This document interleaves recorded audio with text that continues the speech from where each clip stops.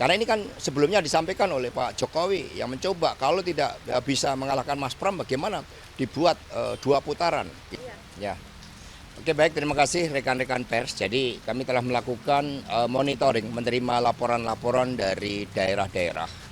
Alhamdulillah pilkada dapat berjalan dengan baik meskipun di beberapa wilayah terjadi anomali akibat pengerahan kekuasaan, termasuk adanya suatu kekuatan yang bergerak seperti partai padahal bukan partai politik.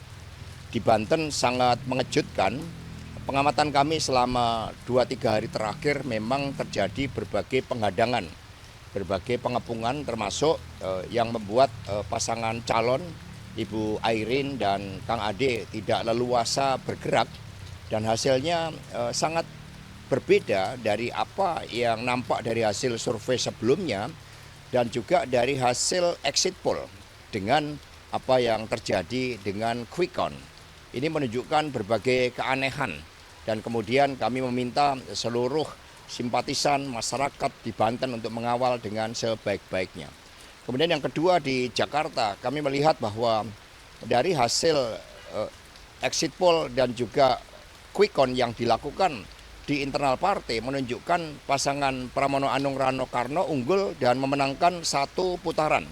Untuk itu seluruh relawan, simpatisan, anggota dan kader partai agar waspada karena ada pihak-pihak tertentu yang mencoba memaksakan di Jakarta agar 2 putaran. Ini nampak dengan berbagai manuver-manuver kekuasaan yang dilakukan di Jakarta.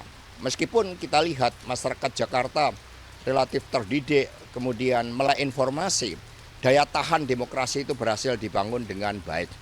Kemudian yang ketiga, di beberapa wilayah sudah ada laporan seperti Bali berhasil dimenangkan, Sulawesi Utara menang, Kalimantan Barat, NTT menang tipis, kemudian beberapa wilayah seperti Kalteng, Riau itu juga berhasil dimenangkan, di Papua Selatan, di beberapa wilayah Jogja hampir semua dimenangkan oleh PD Perjuangan. Ini menunjukkan bahwa di wilayah-wilayah yang bukan target operasi itu praktis kami bisa menghadapi berbagai tekanan meskipun sumber daya logistik itu sangat terbatas. Karena berbagai pihak yang mengganggu yang mau membantu PD Perjuangan itu mencoba dihambat oleh berbagai telepon dan intimidasi dari Partai Coklat. Jadi kami terus mengawal pilkada ini. Dan di Sumatera Utara hasilnya juga sangat mengejutkan karena hari ini di Medan banjirnya luar biasa sebagai cermin kegagalan Wali Kota Medan Saudara Bobi Nasution, tetapi kemudian hasilnya sangat berbeda dengan apa yang kami tangkap sebagai gerakan untuk memilih pemimpin yang bebas dari masalah korupsi, bebas dari berbagai persoalan moral. Nah, ini juga kami dalami apa yang terjadi di Sumatera Utara. Kemudian di Sulawesi Tengah juga berhasil kami menangkan dengan baik, dan kami terus melakukan pemantauan. Kami meminta agar seluruh aparatur negara betul-betul netral karena MK telah mengambil suatu keputusan bahwa aparatur negara yang tidak netral bisa dikenakan tindak pidana. Sejarah akan mencatat bahwa suara rakyat adalah suara Tuhan. Sehingga ketika mencoba dilakukan berbagai penghadangan seperti di Banten, akan terjadi suatu pergerakan rakyat. Inilah yang seharusnya tidak boleh terjadi. Karena suara demokrasi itu membawa suatu hukum yang sangat baik.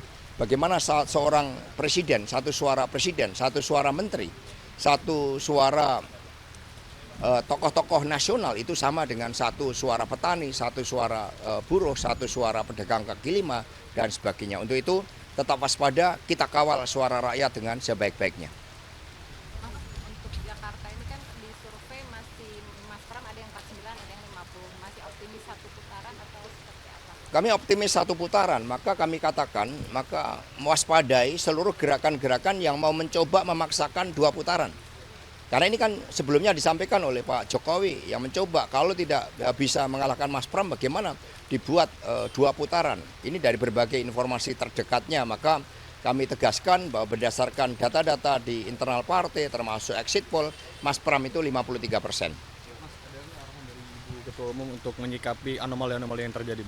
Terhadap berbagai anomali, Ibu Ketua Umum, Ibu Megawati Soekarno Putri akan menyampaikan sikap politik beliau yang nanti akan disampaikan kepada rekan-rekan pers.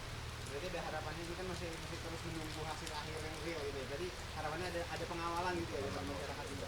Ya, untuk perjuangan mengawal demokrasi kami selalu menyalakan harapan itu meskipun keadilan semakin jauh akibat hukum dijauhkan dari aspek-aspek keadilan yang sejati akibat partai coklat yang tidak netral dan dimobilisasi, tapi kami terus menyalakan harapan untuk Indonesia Raya kita. Dan mari kita kawal perhitungan secara berjenjang, perhitungan manual, dan KPU harus menyediakan seluruh dokumen-dokumen C1 agar masyarakat sipil itu juga bisa melakukan pengawalan. Kami akan kawal suara rakyat karena itulah suara Tuhan.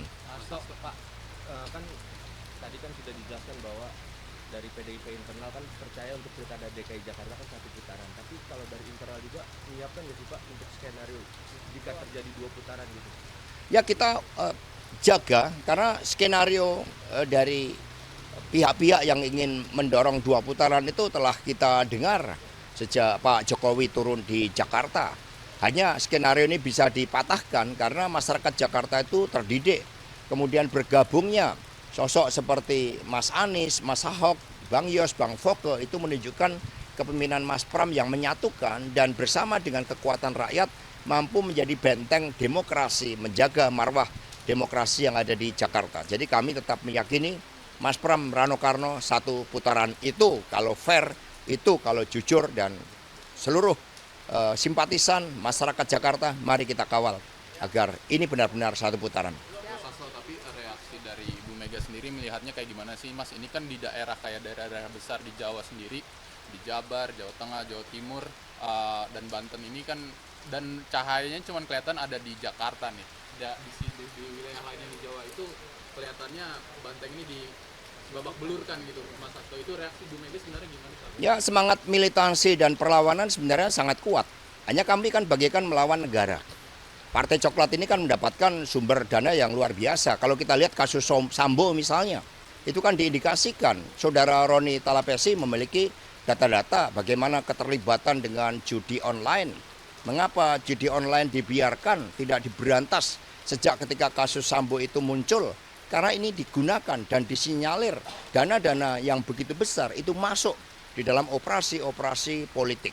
Ini yang kemudian harus kita lawan, kita tegakkan. Jadi PD Perjuangan terus berjuang. Pada masa Pak Harto saja kami berani untuk melakukan suatu perjuangan meskipun kantor partai sampai dibakar, sampai diserang, tetapi kebenaran pasti akan menang. Ya. Ya. Mas, nanti di sini mau kemana Mas? Mau ke mantau Piton? Oh, ke DPP PDI. Ya, in case ada Bapak nanti bisa di DPP. Makasih ya Mas. Ya.